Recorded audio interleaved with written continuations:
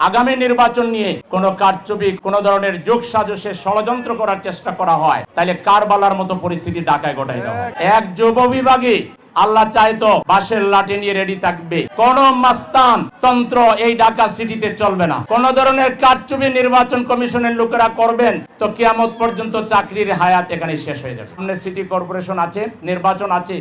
এই নির্বাচনে জাতীয় নির্বাচনে যে লুটেরা গোষ্ঠী যোগসাজশ করে জনগণের ম্যান্ডেট কেড়ে নিয়েছে, এরা যাতে সামনের নির্বাচনে এই ধরনের কোনো সুযোগ না পায় তার জন্য আমরা যুব বিভাগকে রেডি করতেছি। ঠিক আছে কিনা?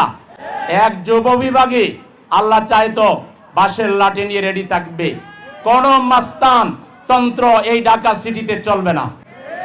কোন ধরনের কারচুপি নির্বাচন কমিশনের লোকেরা করবেন তো কিয়ামত পর্যন্ত চাকরির হায়াত এখানে শেষ হয়ে যাবে।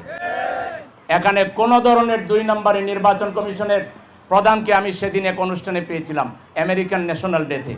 তা হাত মিলাই বললো আপনার খবর কি? আমরা খবর খারাপ, আপনি তো বুটটা জুড়ে নিয়ে নিলেন। আর বললাম সামনে আমি সিটিতে আসতেছি, আপনার লোকজন যেন দ্বিতীয় দফায় কাজ না করে, তাইলে কিন্তু খবর হয়ে যাবে।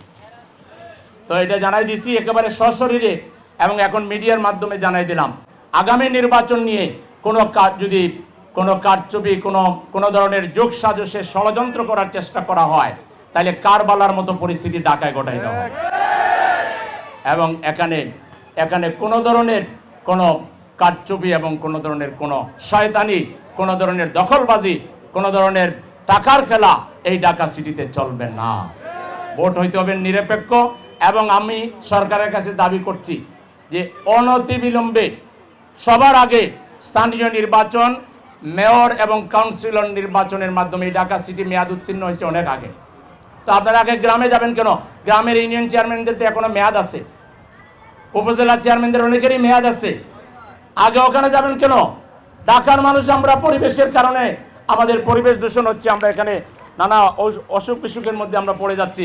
এজন্য সবার আগে ঢাকা সিটি 2টাতে নির্বাচন দিতে হবে।